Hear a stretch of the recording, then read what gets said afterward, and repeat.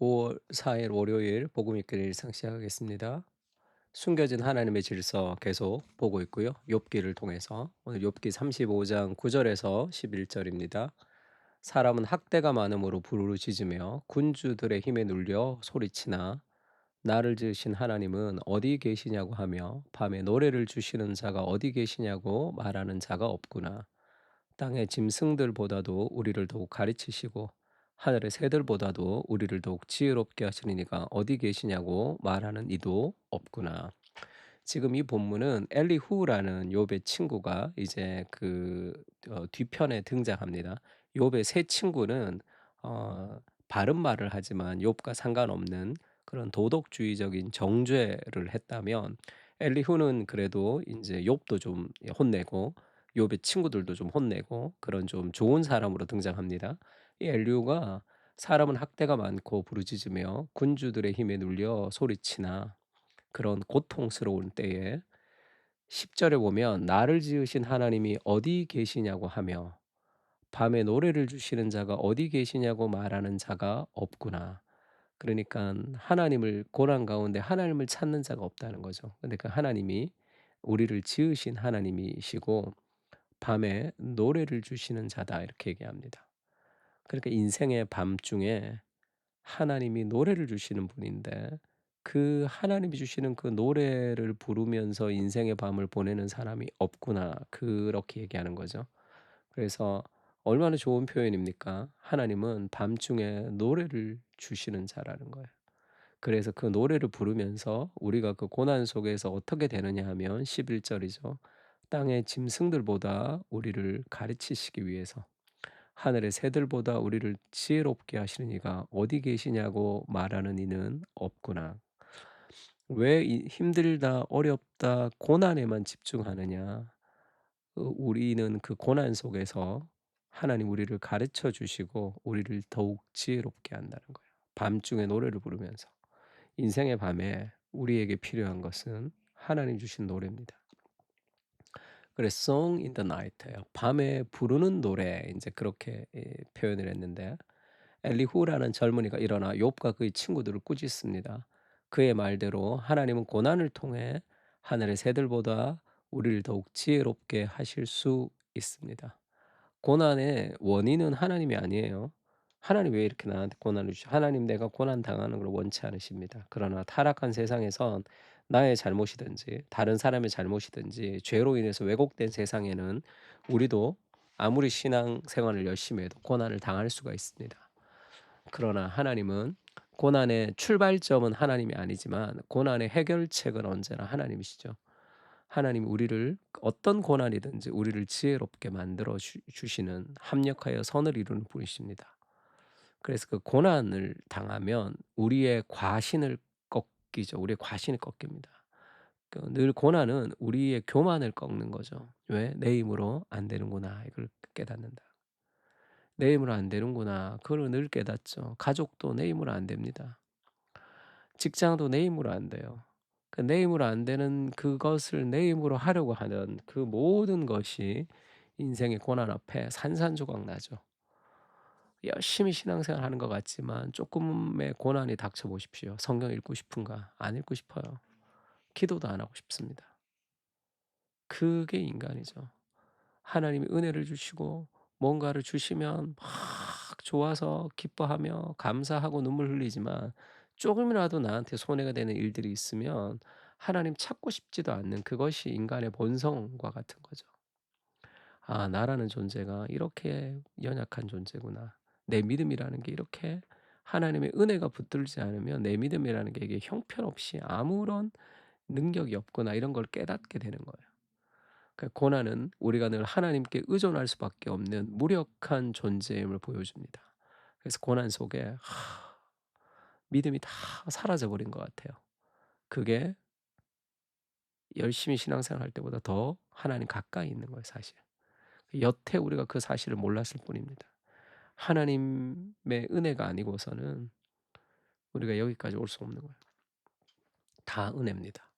그러니까 정말 내가 형편없는 존재구나는 것은 고난을 통해서 우리의 이 속사람을 벗겨 주죠. 이 고난 앞에 '앞으로 닥칠 영광이 얼마나 클까.' 이 생각이 잘 안 들어요.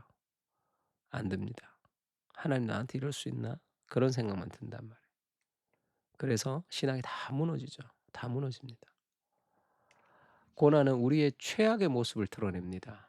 그때까지 보지 못했던 인격적인 결함을 보게 하죠. '내가 완전 쓰레기구나.' 이런 걸 알게 해 주는 거예요, 고난이. 고난 덕분에 우리는 남을 더 이해하며 따뜻하게 대할 수도 있죠. 막 죄를 짓는 사람들 함부로 정죄하지 않습니다. 왜? 내가 형편없는 존재라는 것을 알면서 더 그런 거죠. 하나님께 무엇을 얻어서가 아니라 오직 하나님을 사랑하는 법도 고난 중에 배울 수 있습니다. 그러니까 고난 속에서 우리가 배울 수도 있고 못 배울 수도 있는 거예요. 그러니까 내 마음을 어떻게 포커스를 맞추냐에 따라 달라집니다. 고난은 이 모든 것을 해줄 수 있으나 반대로 우리를 망가뜨려 한이 맺히게 할 수도 있죠. 그 차이는 어디서 오냐? 고난 속에 무언가를 배우는 사람도 있는데 무너졌다가도 무너지면서 그냥 아예 고난 속에서 배우지 못하고 고난이 우리를 망가뜨리는 사람도 있습니다. 어디서 그 차이가 올까요? 고난은 우리를 성장시키지 않습니다. 그 고난에 올바로 반응할 때만 우리가 성장하는 거예요. 그 차이가 여기 있습니다. "나를 지으신 하나님께 밤에 노래를 부르는 데서 온다." 팀 켈러는 노래를 부르는 데서 온다고 얘기했는데 일단 노래를 배워야 됩니다. 성경에 보면 "밤에 노래를 주신다." 이렇게 표현했죠. 하나님이 주시는 거예요, 노래를. 밤에 하나님의 노래를 배우고 부를 수 있어야 됩니다. 고난 가운데 부르는 노래가 필요해요. 고난 가운데는 찬양이 필요합니다.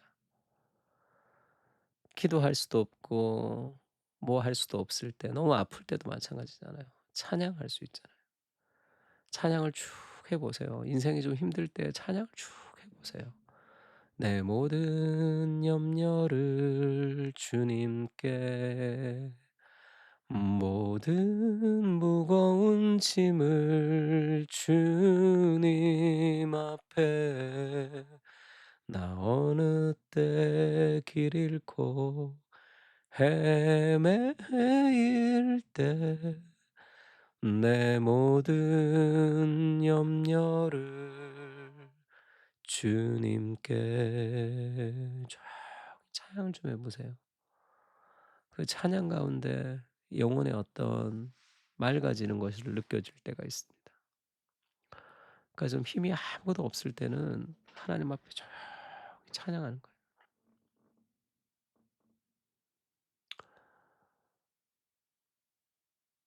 밤에 하나님이 우리에게 노래를 가르쳐 주십니다. 그 노래를 불러야 돼요. 어두운 시절에도 하나님께 노래하십시오. 그분을 찬양하십시오. 구원처럼 결코 빼앗을 수 없는 좋은 것을 받았으니 찬양하십시오. 그렇게 노래할 때 하나님이 함께 하신다. 당신에게 주어진 좋은 것들, 그동안 일어난 좋은 일들도 생각해 보라. 이 모두를 하나님이 당신에게 왜 주셨는가? 당신을 향한 그 사랑을 인하여 그분을 찬양하라. 인생의 고난이 힘들지만 그 고난 속에서도 하나님을 노래해야 됩니다. 시편이 다 노래잖아요. 다 시편의 노래입니다. 그러니까 우리가 흑인 영가 같은 것도 그 고통스러운 그 현실을 하나님을 바라보면서 이겨나가는 거죠. 노래는 힘이 있습니다. 그래서 찬양이 좋아요. 하나님이 주시는 찬양, 그것을 배우고 불러야 됩니다. "너희는 강하고 담대하고 두려워하지 말라. 내 하나님 여호와가 너와 함께 가시며 결코 너를 떠나지 않고 버리지 않을 것이다."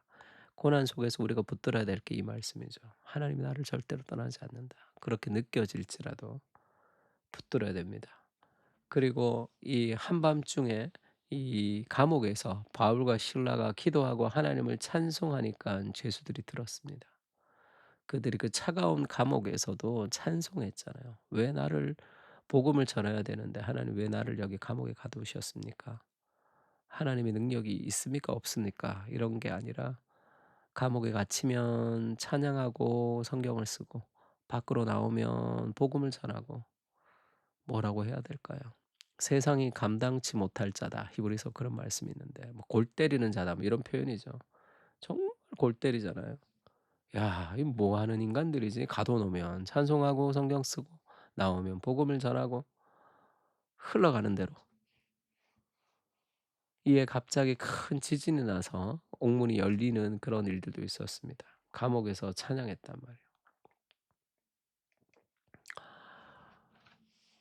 이사야서 53 장에는 "그가 찔림은 우리의 허물 때문이고 그가 상함 우리의 죄악 때문이라. 그가 징계를 받음으로 우리는 평안을 누리고 그가 채찍에 맞음으로 우리는 나음을 입었도다." 우리가 불러야 될 찬양이 뭡니까? 그리스도를 높이는 거죠. 왜냐하면 인생의 고난의 저주를 그리스도께서 다 가져가셨습니다.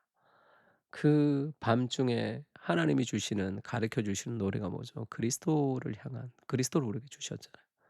그 그리스도를 노래하면서 인생의 밤을 보낼 수 있다는 거예요. "그 노염은 잠깐이요 그 은총은 평생이로다.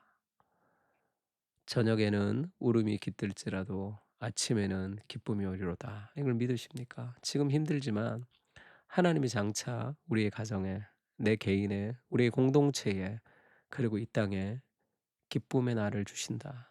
그것을 소망하는 거죠. 저녁에는 울음이 깃들지라도 아침에 기쁨이 오리라는 그 소망이 오늘을 인내하게 합니다.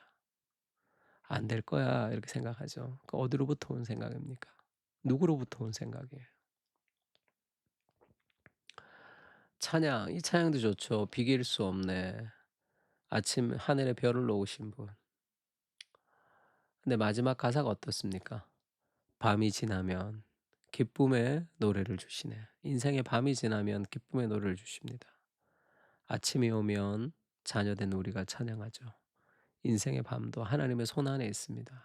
주 광대하시네. 영원토록 놀라운 영광의 예수. 누구도 비교할 수 없는 그 그리스도. 누구도 비교할 수 없는 그 비길 수 없는 마그니피센트죠. 이 찬양이.